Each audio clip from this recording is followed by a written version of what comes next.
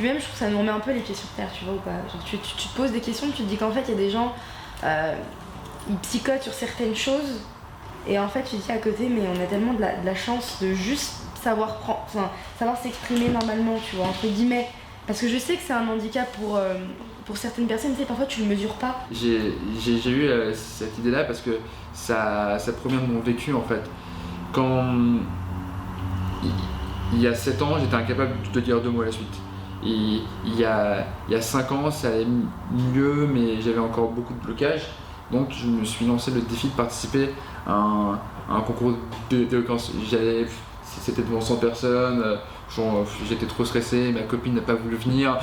C'était waouh, c'était un torrent émotionnel. Mais juste le fait de me tenir dans le pupitre et d'avoir le courage de finir, c'était genre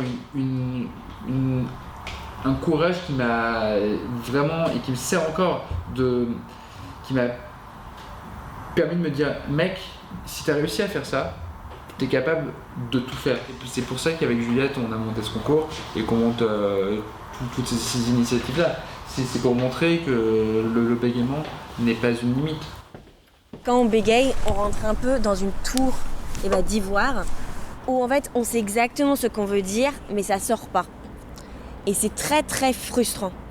On est confronté de temps en temps à un regard qui est pas tellement bienveillant. C'est-à-dire qu'en fait, ce regard, il comprend pas ce que c'est le bégaiement et du coup, il n'arrive pas à se concentrer au-delà du bégaiement. Donc en fait, il se concentre pas il